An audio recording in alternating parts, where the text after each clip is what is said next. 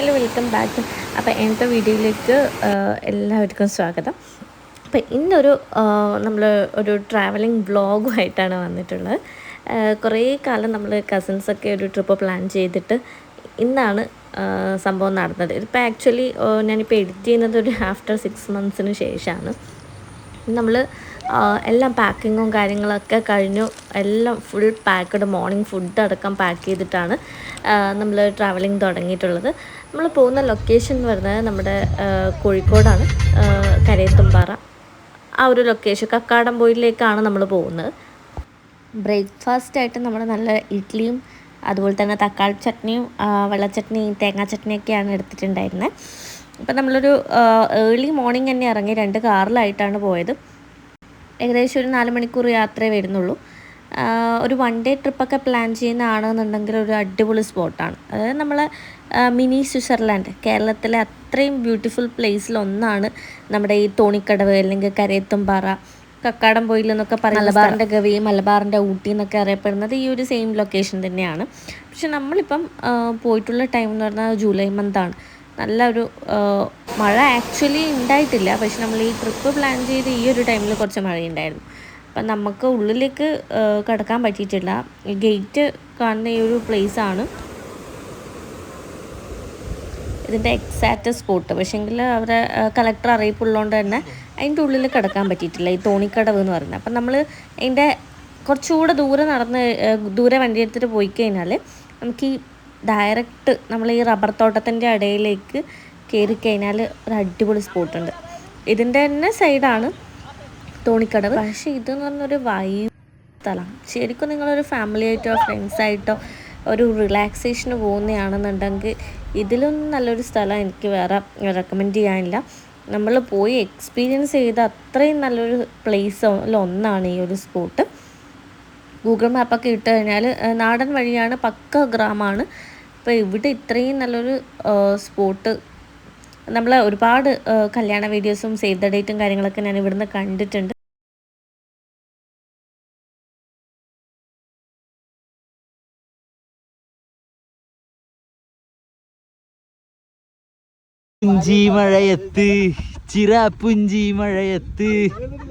ശരിക്കും ഇത് നമ്മൾ ലൈഫിൽ ഒരിക്കലെങ്കിലും എക്സ്പീരിയൻസ് ചെയ്യേണ്ട ഒരു സ്പോട്ട് തന്നെയാണ്. എനിക്ക് അത്രയും ഭയങ്കര ഇഷ്ടമായി. നമ്മൾ കൂടെയുള്ള എല്ലാവർക്കും എൻ്റെ ഈ ഒരു സെയിം അഭിപ്രായം തന്നെയാണ്. കുറേ പോർഷൻ അൺഎഡിറ്റഡാണ്. പിന്നെ ഇവിടെ വരുന്ന റോഡ് എന്ന് പറയുന്നത് അത്ര വലിയ നല്ല ഏരിയ അല്ല. പിന്നെ മഴയായതുകൊണ്ട് തന്നെ കുറച്ച് ട്രാഫിക്കിലൊക്കെ നമുക്ക് ഭയങ്കര പ്രശ്നമുണ്ടായിരുന്നു. നമ്മൾ ഉച്ചക്കത്തെ ഫുഡ് കഴിച്ചിട്ടുണ്ടായിരുന്നു കാലിക്കറ്റ് തന്നെ ഫേമസ് ആയിട്ടുള്ള ബിരിയാണി സൂക്ക് എന്നായിരുന്നു. അടിപൊളി ഫുഡാണ്. അവരുടെ ബിരിയാണി ആയാലും മന്തി ആയാലും എല്ലാം അവരുടെ തന്നെ ഒരു അടിപൊളി ടേസ്റ്റിലാണ് വരുന്നത്. അവരുടെ തന്നെ ബ്രാൻഡഡ് ആയിട്ടുള്ള ബിരിയാണി സൂക്കിൻ്റെ പിക്കിൾസും കാര്യങ്ങളൊക്കെ അവിടെ സെയിലിന് വരുന്നുണ്ട്. ഇത് കഴിഞ്ഞിട്ട് വേണം നമ്മൾ ഓൾറെഡി ബുക്ക് ചെയ്തിട്ടുള്ള, നമ്മൾ പ്ലാൻ ചെയ്തിട്ട് വന്നത് സ്റ്റേ ആണ്. അപ്പം നമ്മൾ സ്റ്റേ ചെയ്യാൻ വേണ്ടിയിട്ട് ഓൾറെഡി ബുക്ക് ചെയ്തിട്ടുള്ളത് ഫോർച്യൂൺ വില്ലയാണ്. അപ്പോൾ അതിൻ്റെ കോൺടാക്റ്റ് നമ്പറോ കാര്യങ്ങളോ നിങ്ങൾക്ക് വേണമെന്നുണ്ടെങ്കിൽ തീർച്ചയായിട്ടും കമൻറ്റ് ചെയ്യുക. ഞാനത് നമ്പറോ കാര്യങ്ങളോ പിൻ ചെയ്യുന്നതായിരിക്കും കമൻറ്റ് ബോക്സിൽ. ഭക്ഷണമൊക്കെ അടിപൊളിയായിരുന്നു. അതുപോലെ തന്നെ ഈ കരയത്തുംപാറ പോകുന്ന വഴി ഒരുപാട് കള്ളുഷാപ്പും കാര്യങ്ങളെല്ലാം അവൈലബിൾ ഉണ്ട്. എൻ്റെ ചാർജ് ഔട്ട് ആയതുകൊണ്ട് തന്നെ വീഡിയോ എടുക്കാൻ വിട്ടുപോയി. താമസിച്ച സ്ഥലമാണെന്നുണ്ടെങ്കിൽ ഒന്നും പറയാനില്ല, അത്രയും പെർഫെക്റ്റ്. നമ്മൾ അത്രയും സാറ്റിസ്ഫൈഡ് ആണ്. അവരുടെ സർവീസിലായാലും ആ ഒരു വില്ലേൻ്റെ ആ ഒരു ലുക്കും അതുപോലെ തന്നെ എല്ലാം കൊണ്ടും അടിപൊളിയായിരുന്നു. സ്റ്റേ ഒക്കെ അടിപൊളിയായിരുന്നു. ഫോർച്യൂൺ വില്ല ഈ ഫോഗി അമ്യൂസ്മെൻറ്റ് പാർക്കിൻ്റെ നിയറസ്റ്റ് ആയിട്ട് തന്നെയാണ് നമ്മുടെ വില്ല വരുന്നത്.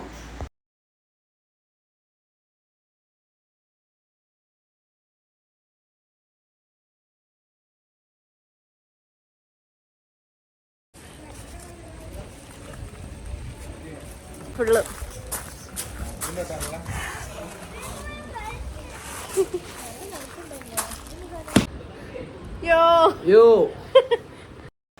ഇനി നമുക്കൊന്ന് ഈ വില്ല ഒന്ന് എക്സ്പ്ലോർ ചെയ്യാം. ഇതിൻ്റെ റൂമും കാര്യങ്ങൾ 3 ബെഡ്റൂമും അതുപോലെ തന്നെ സ്വിമ്മിങ് പൂള് അങ്ങനെയുള്ള കാര്യങ്ങളൊക്കെയാണ് ഇതിൽ വരുന്നത്. അപ്പം നമുക്കിതെല്ലാം ഒന്ന് നോക്കിയിട്ട് വരാം.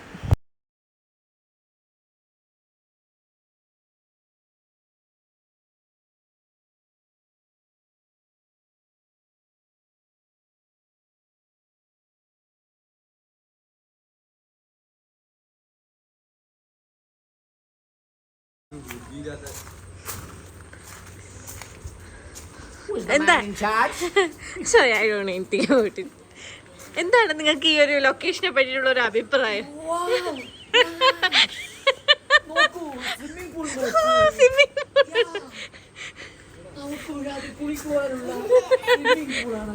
അടിപൊളി.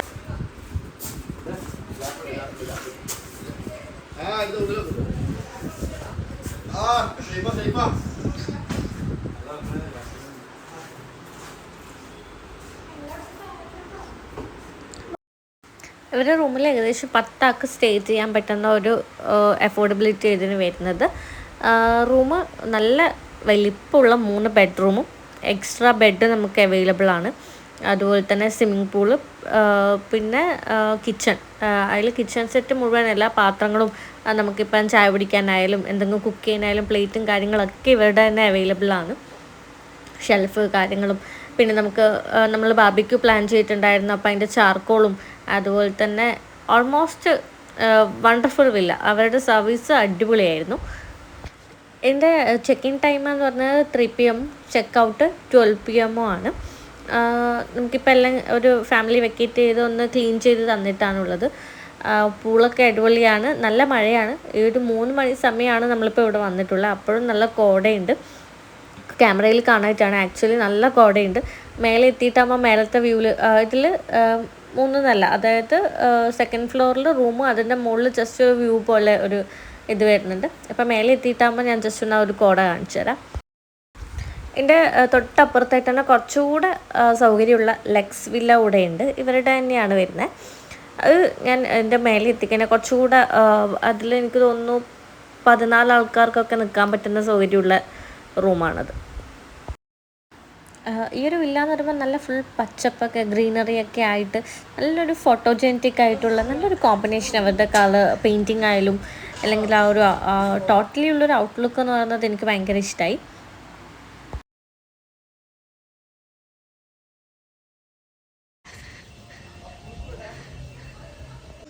ഈ റൂം അടിപൊളിയാന്ന് പറയാൻ എന്താ അറിയാമായിരുന്നോ? ഇതിൻ്റെ ഈ ജനൽ തുറന്നാൽ നല്ല വ്യൂ ആയിരിക്കും. എന്താ അയ്യോ,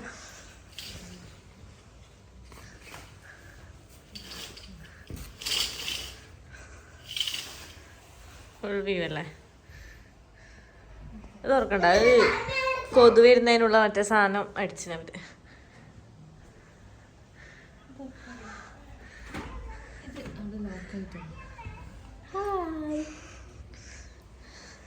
ഓ, ഇതിൽ ഫുൾ സെറ്റപ്പ് റൂമാണ്. വീണ്ടും നിങ്ങൾ ഇതിപ്പോൾ ഒരു 3:30 ടൈമിൽ ഞാൻ പറഞ്ഞ കോട ഇതാണ്. നല്ല കോടയാണ്, നല്ല തണുപ്പുണ്ട്. ചെറിയൊരു ബ്രീത്തിങ്ങിനൊക്കെ പ്രശ്നം ഫീൽ ചെയ്യുന്നുണ്ട്. ഇതാണ് ലെക്സ് വില്ല. ഞാൻ പറഞ്ഞില്ല, ഒരു 14 പേഴ്സണിന് അഫോർഡ് ചെയ്യുന്ന ലെക്സ് വില്ല. കുറച്ചുകൂടെ കാണാൻ ഈ ഒരു വില്ലേനേക്കാളും കുറച്ചുകൂടെ വലിയ വില്ലയാണ്. കുറച്ചും കൂടെ ആൾക്കാർക്കൊക്കെ നിൽക്കാൻ പറ്റിയത് ഇവരുടെ തന്നെയാണ്. ഈ സെയിം 2 ഇവരുടെ തന്നെയാണ്. പിന്നെ ഈ ഒരു വില്ലേൻ്റെ പ്രത്യേകത എന്താണെന്ന് വെച്ച് കഴിഞ്ഞാൽ ഇവർക്ക് നമുക്ക് സെക്യൂരിറ്റീനെ കൂടെ പ്രൊവൈഡ് ചെയ്യുന്നുണ്ട്.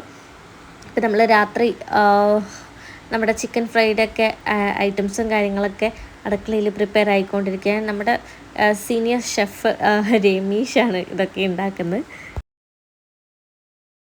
രമീഷേട്ട ഇതെന്താ ഐറ്റം? പ്രൊഫഷണൽ കുക്കാന്ന് തോന്നുന്നു. ഒരു ആട്ടത്തിലെല്ലാം തിരിയുന്നുണ്ട്.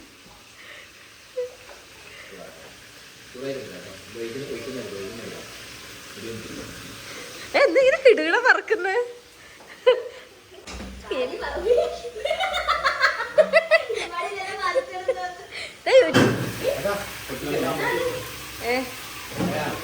ആ okay. Oh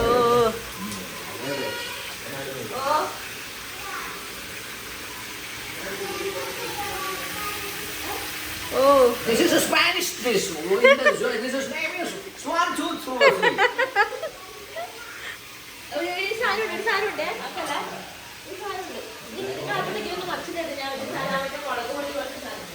Oh, mata flakes ah, chili flakes ah. Yeah.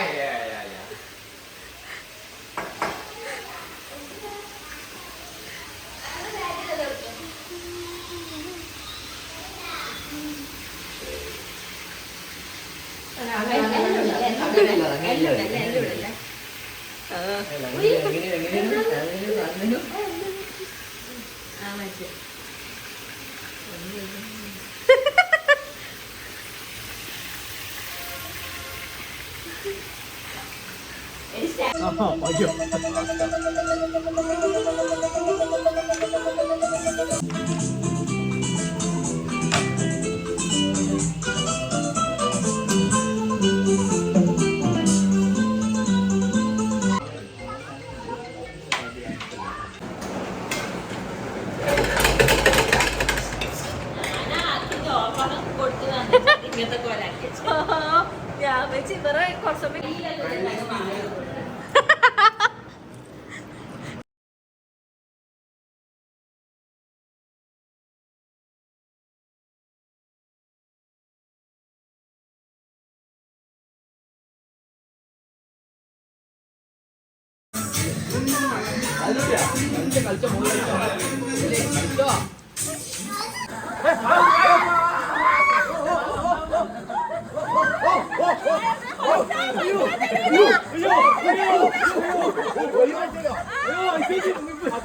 ഒരു ഫുൾ ആളൊന്നുമില്ലെന്ന് നീയോ അല്ല ഫുള്ളി ആറ്റിറ്റ്യൂഡാണ്.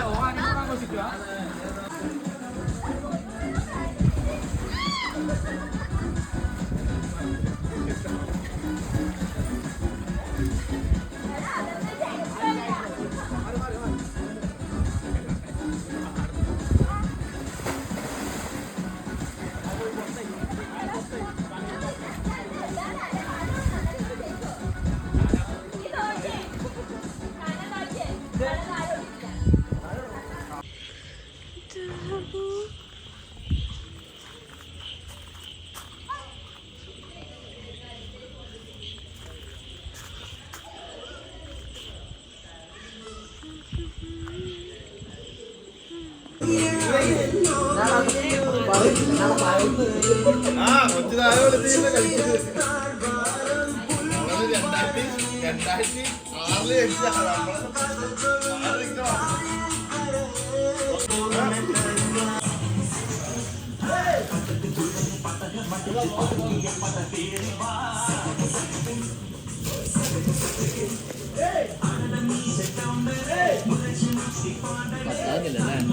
2006 കത്തുന്നില്ല മഴ തന്നെ ഇത്.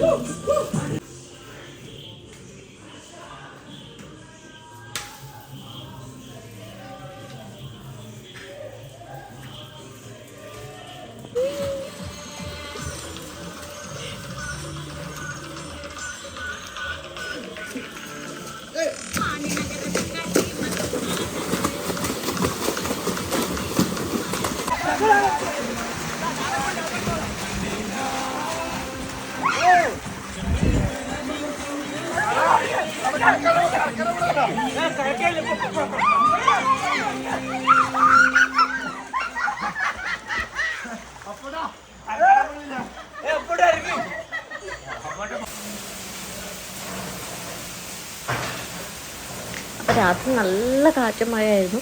നമ്മൾ മാക്സിമം എൻജോയ് ചെയ്തു. പൂളിലായാലും നമ്മൾ ആ ഒരു നൈറ്റ് അടിപൊളിയായിരുന്നു. പിന്നെ പിറ്റേത്ത് മോർണിംഗ് എന്ന് പറഞ്ഞാൽ എനിക്കാണെങ്കിൽ പറ്റുന്നില്ല, ക്ഷീണവും അത് നല്ല കോടയാണ്. അപ്പം നമ്മൾ നെക്സ്റ്റ് പ്ലാൻ ചെയ്ത് എന്താ വെച്ചാൽ നമ്മൾ ഒരു ട്രക്കിംഗ് ആണ്. അപ്പോൾ കോടയിൽ എണീക്കാൻ പറ്റിയില്ല. പിന്നെ എന്നാലൊരു 7-8 മണി സമയമാകുമ്പോൾ നമ്മൾ പെട്ടെന്നൊന്ന് പോയി കളയാൻ ഹലോ, നമ്മളിത് കുരിശുമലയിലേക്ക് പോവുകയാണ്. ഒരു വമ്പിച്ച ട്രക്കിംഗ് ആണെന്നാണ് ഇവർ പറഞ്ഞുകൊണ്ടിരിക്കുന്നത്. പക്ഷെ ആ മല നമ്മൾ കീഴടക്കിയിരിക്കും. കീഴടക്കി ഇരുന്നിട്ടേ തിരിച്ചു വരുത്തുള്ളൂ. പോകുന്ന വഴി നമ്മൾ ഒരു ജംഗ്ഷനിൽ വെച്ചിട്ട് നിയ റെസ്റ്റോറൻറ്റിൽ നമ്മൾ ചായയൊക്കെ ഒരു കാൽ ചായയൊക്കെ കുടിച്ചിട്ടാണ് ട്രക്കിങ്ങിന് പോയിട്ടുണ്ടായിരുന്നത്. നമ്മൾ വെള്ളമൊക്കെ എടുത്തിട്ടുണ്ടായിരുന്നു. പ്ലാസ്റ്റിക് ബോട്ടിൽ അലൗഡ് അല്ല, പക്ഷെ നമ്മൾ എടുത്തിട്ടാണ് പോയിട്ടുണ്ടായിരുന്നത്.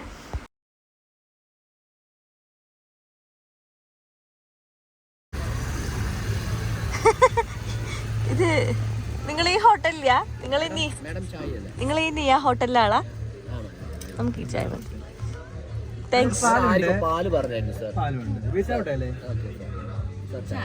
ഇവിടെ ചായ ഐശ്വര്യ. ഒരു ചായ, രണ്ട് ചായ. താങ്കളുടെ ഭാര്യയാണോ അത്? അതെ അതെ ഇവിടെ നിൽക്കുന്നു ഭാര്യ. മോക്ക് ചായ വേണ്ട? ഭാര്യ പഠിക്ക് കിട്ടോ നിങ്ങളെ?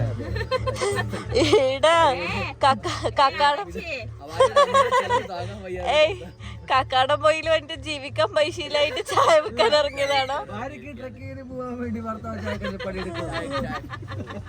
ഇവിടെ മാത്രം സെർവ് ചെയ്താൽ മതി. അവിടെ കുറെ പെമ്പിള്ളറുണ്ട്, അവർക്കൊന്നും സെർവ് ചെയ്യരുത്. ഇതാരാണ് ഒരാള്?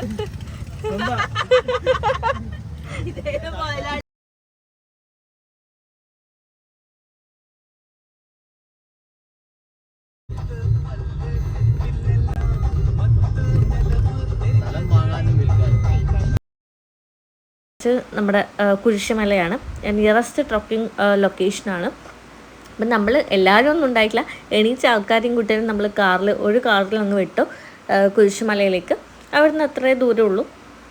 അപ്പം കുരിശുമലയിലേക്കുള്ള റോഡ് എന്ന് പറഞ്ഞത് കുറച്ച് ടഫായിരുന്നു. കാറ് കുറേ സ്ഥലത്ത് കുന്നു കയറാതെയൊക്കെ നിന്ന് നമ്മൾ കുറേ കയറി നടന്നു. അപ്പം ഇവിടെ വന്നവരാണെന്നുണ്ടെങ്കിൽ കുരിശുമല മസ്റ്റായിട്ട് എക്സ്പ്ലോർ ചെയ്യേണ്ട ഒരു സ്ഥലമാണ്. ഒരു അടിപൊളി ട്രക്കിംഗ് എക്സ്പീരിയൻസ് ആണ്.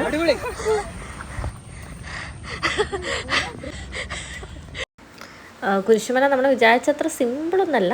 നമ്മളങ്ങനെയാണ് വിചാരിച്ചിട്ടുണ്ടായിരുന്നത്. പാർക്കിങ്ങിലൊക്കെ നല്ല റഷാണ്, നല്ല ആൾക്കാരും ഉണ്ട്.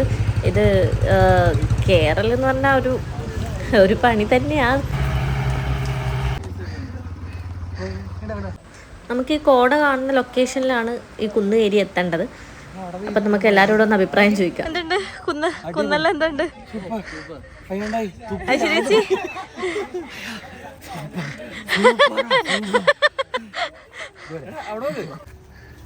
ഇവിടൊക്കെ ജീപ്പ് സവാരി അവൈലബിൾ ആണ്. പക്ഷേ ഈ ട്രക്കിങ്ങിൻ്റെ ഹര അറിയണമെങ്കിൽ ഇത് കയറി തന്നെ വേണം. പിന്നെ നല്ല കോടയുണ്ട്. രാത്രിയിലൊക്കെ മഴയുള്ളതുകൊണ്ട് തന്നെ ഞങ്ങൾ റെയിൻകോട്ടൊക്കെ എടുത്തിട്ട്, ഇവിടെ റെയിൻകോട്ട് സെയിലിനുണ്ട് താഴെ തന്നെ. റെയിൻകോട്ട് എടുത്തിട്ടാണ് നമ്മൾ വന്നിട്ടുണ്ട്. ഇൻ കേസ് മഴ പെയ്തിട്ടുണ്ടെങ്കിൽ വഴിക്കായി പോകണ്ടെന്ന് വിചാരിച്ചിട്ട്. അപ്പം നിങ്ങളും വരികയാണെന്നുണ്ടെങ്കിൽ റെയിൻകോട്ട് കരുതുക. അതുപോലെ തന്നെ ആൾക്കാർ പറയുന്നുണ്ട് അട്ട ഉണ്ടാവാൻ ചാൻസ് ഉണ്ട്. പക്ഷെ നമുക്ക് അട്ടേൻ്റെ എക്സ്പീരിയൻസ് ഒന്നും ഉണ്ടായിട്ടില്ല.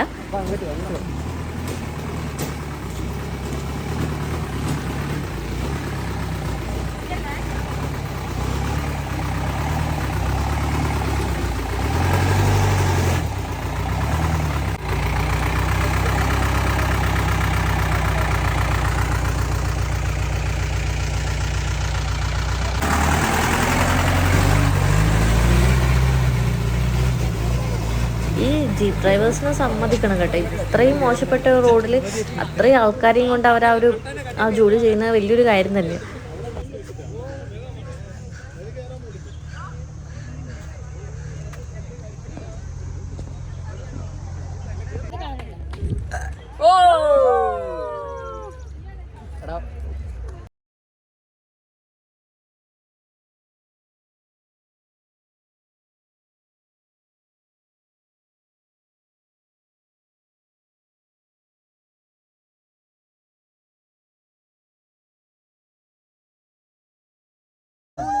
ഈ ഒരു സ്പോട്ടിൽ തന്നെ 2 കുന്നാണുള്ളത്. ഒന്ന് കുരിശുമല, ഒന്ന് സ്വർഗ്ഗക്കുന്ന്.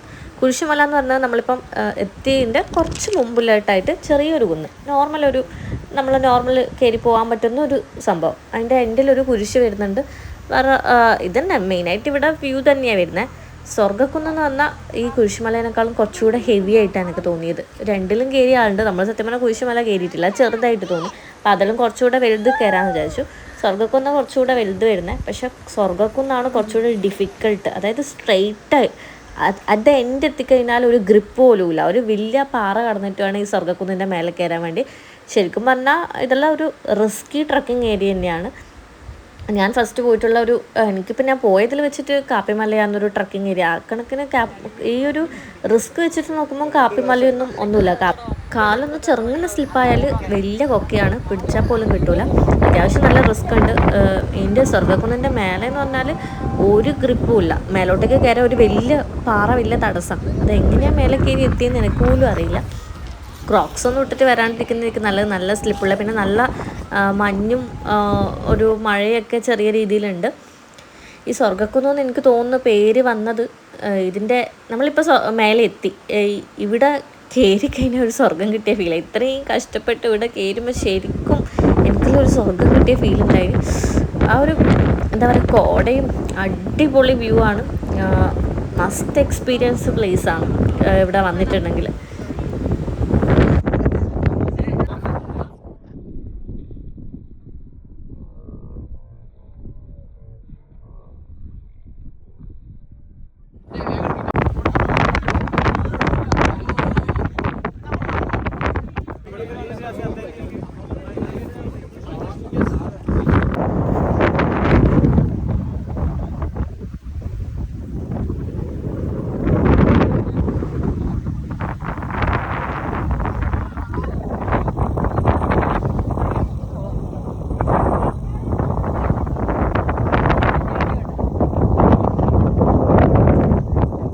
നമ്മൾ ഇതിൻ്റെ മുകളിൽ കയറി ജസ്റ്റ് ഒന്ന് വ്യൂസൊക്കെ കണ്ട് ഒരു 10 മിനിറ്റിനുള്ളിൽ തന്നെ നല്ല ഇടിയും മഴയും മഞ്ഞും ഒക്കെ ആയിരുന്നു.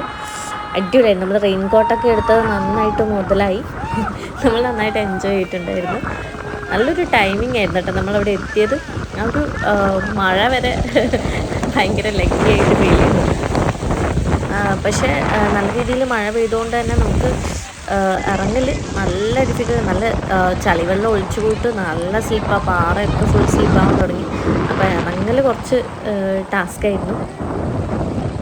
ഇറങ്ങുന്ന ടൈമിൽ നമ്മുടെ മുമ്പിൽ ആരെങ്കിലും ഉണ്ടോയെന്ന് പോലും കാണില്ല. അത്രയും നല്ല കോട പ്ലസ് മഴ.